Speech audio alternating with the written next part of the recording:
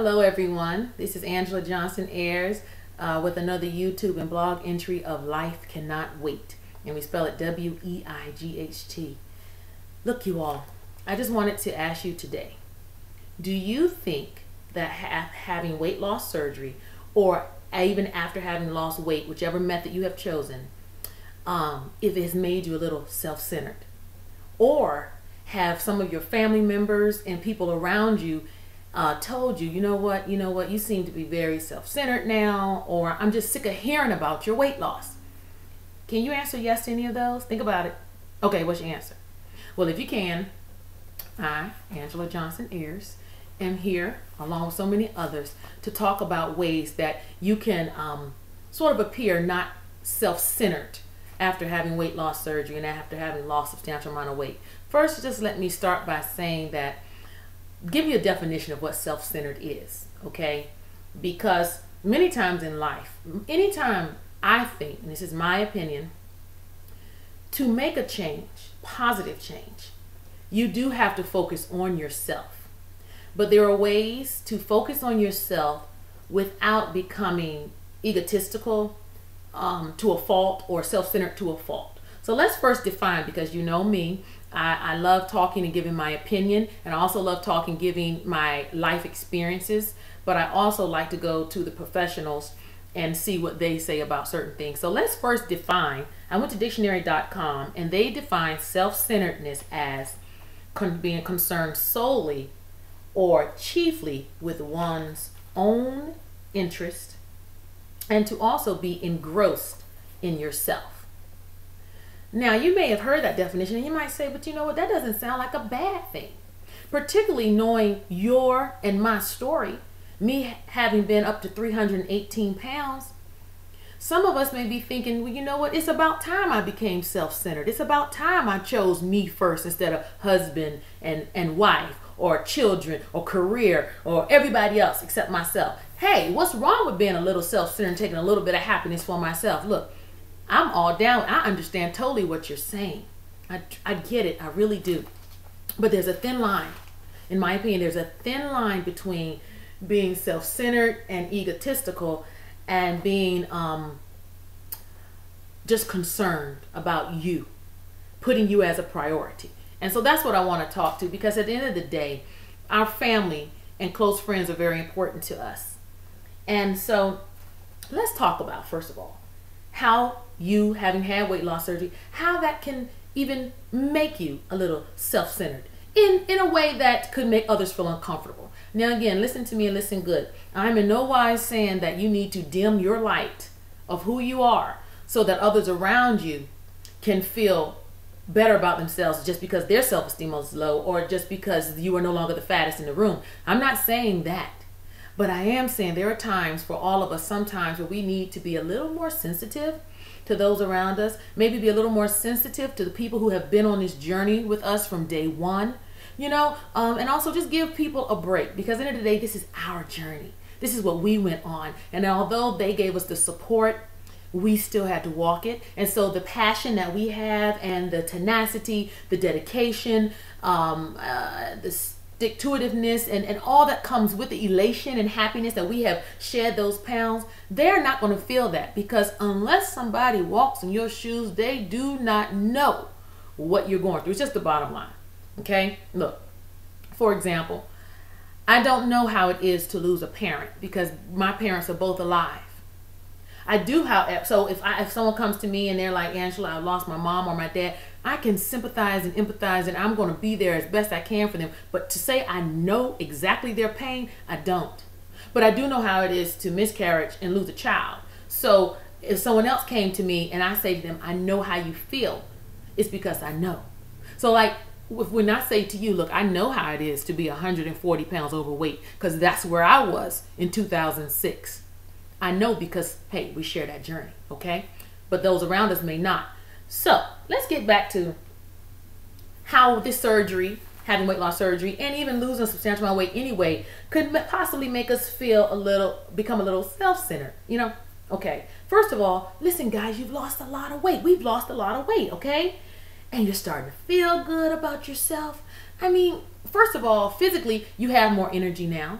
You know what I'm saying? Some of you may not have had the energy at all to walk just down in your neighborhood. So you're starting to feel better about yourself. You're starting to have more energy. You may be getting more attention from the opposite sex and just from people in general. And so that excites you. And when you get excited, it's human nature to glow, to sort of stick your chest out and have a different air about yourself. Whereas before, you may not have done that. You may have cowered it down and slumped over because you wanted to hide, thinking that you could hide behind the fat. But now you're shedding that. You're shedding that layer. And so now your posture is different. Everything about you is different, and others notice that. Also, another thing that can make you appear that you're more focused on yourself is you are able to wear clothes you may have never been able to wear, or that you haven't worn in years. And I get this a lot, particularly from women who are married and their husbands are like, you're dressing too provocative, or their boyfriends. You're dressing too provocative. Before, you wouldn't be caught dead in one of those tight, spandex type outfits. And now we can't get you out of spandex, Matter of fact, you done changed your name to spandex. And so, again, I always say, and I tell people, family members who are supporting those who've had weight loss surgery, listen, give that person 6 months, at least 3 to 6 months to 12 months to basically lose their fashion mind. Meaning, especially females, because there's so much out here when you go to the store that you can put on to really define and shape that looks good on your physique as you lose the weight. Your bust sit differently, your waist is coming in, your hips, you have that hourglass Coca-Cola shape coming in. And so you go to the store and you lose your mind. And I tell people, look, husband, boyfriend, friend, mom, dad, let Susie, okay? As long as she's not going out the house butt naked or close to it. And I've seen some of y'all's pictures. Some of y'all are pretty close to looking butt naked in some of your pictures, I must tell you. You're going to be excited about the weight loss. So you're going to wear certain clothes that are just going to fit your curvature. Me personally, I see nothing wrong with that, although it should be done, decently. Now, if you're going to church, okay, I don't suggest you wearing no hoochie skirt, and no tight. You understand? I mean, I think what makes people say, she done got conceited since she lost weight, is because the air that you carry with yourself. But for some of you never had self-esteem in the get-go from day one. I'm talking about from when you were teenagers. So this surgery has given you, yes, some self-esteem, but even, I want to say, some pseudo false self-esteem, because it's still based on your appearance. And ladies and gentlemen, at the end of the day, what you look like and your weight does not define who you are, okay? Yes, it does accentuate you, and you do feel better. And society does treat you better on a whole when you are less overweight. That's just a proven fact. However, it doesn't define you. So although, yes, you are able to wear certain clothes and you're getting more attention, please don't allow your self-esteem to be lost in that, because that's not where it comes from. And because some of you, you have allowed your self-esteem to be rooted in the fact that now you're no longer a size 26, you're now a 10, it makes you a little arrogant. You understand? Because again, it's a pseudo form of self-esteem where regardless if you were 318 pounds, you still should have walked into a room with your head held high, because you are worthy. You are an intelligent being. You have purpose and destiny in your life. That is what gives you self-esteem. Regardless. So when I was 318 and I walked in a room, I should still walk in the room the same as I do now that I'm 170 pounds. It's just now I have the confidence, more confidence in whom I am from the inside out. You see what I'm saying? So those are the areas where you may have developed some type of self-centeredness. You feel better, you look better, you're walking different, your chest out, you're feeling good, men, you're flexing, you know what I'm saying? You're going to the gym, you stand in front of the mirror, you're like, whoa, you're feeling good about yourself, and there's nothing wrong with that.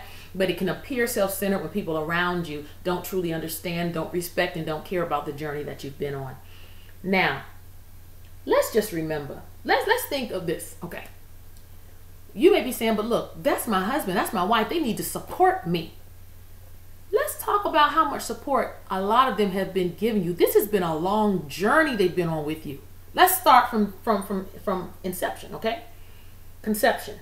First of all, they were with you while you were overweight, and more than likely you were unhappy and complaining, and not either you weren't feeling well and you got the surgery because it was health reasons, and or you got it for health reasons as well as emotional reasons and physical reasons. They've been with you from when before the surgery when you were overweight. Step one. Step two. They were with you when you were contemplating the surgery and doing your research and going to various doctors. That's the second step of the journey they've been on with you, okay? It's getting to be a long race. This is not a sprint now. This has been a marathon for us, okay? Then three, applying and seeing if your insurance will cover it. And they had to hear you complain and moan and pray with you and hope and this that it would happen. They had to sit there while you, should I get it? Shouldn't I? Should I get it? Shouldn't I? That's step three, okay? We're still on this marathon. Then the fourth step, preparing for the surgery. You had to do preparation. So you had to lose certain weight. You probably, some doctors prescribe you being on a certain diet. Some required you to go to psychological counseling and testing. Others, so you had to prep. Then that's step four. Now we're on leg 5 of this long drawn out marathon. Is the actual surgery date. You've gotten approved, you've already prepped, and now they're with you on day of surgery. So now they have to take time out from their schedule, and now we're focusing on you again. Now you're getting the surgery. Then, after that, what's up? Recovery. Step 6. They only got to be with you during the recovery phase. You understand? And where you're grieving and missing food, so you're grumpy. You understand? And you're worried. And some of you had major complications after. So they had to help nurse you back to health. And then after all that, the last leg, 7, you are now losing the weight. By those 7 steps, a year, at least a year has gone by for you.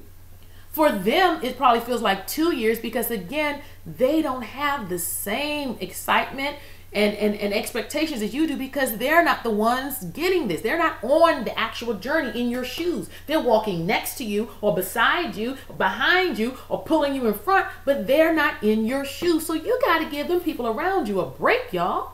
Think about it. From the point where you were miserable being heavy to a year to 2 to 4 or 5 years later when you actually now got the surgery and losing weight, these people have been around you. And basically, y'all, I'm telling you, most of the time they're sick of hearing about it. So am I telling you that when you should, again, people shouldn't be patient? Yes, they should be patient with you.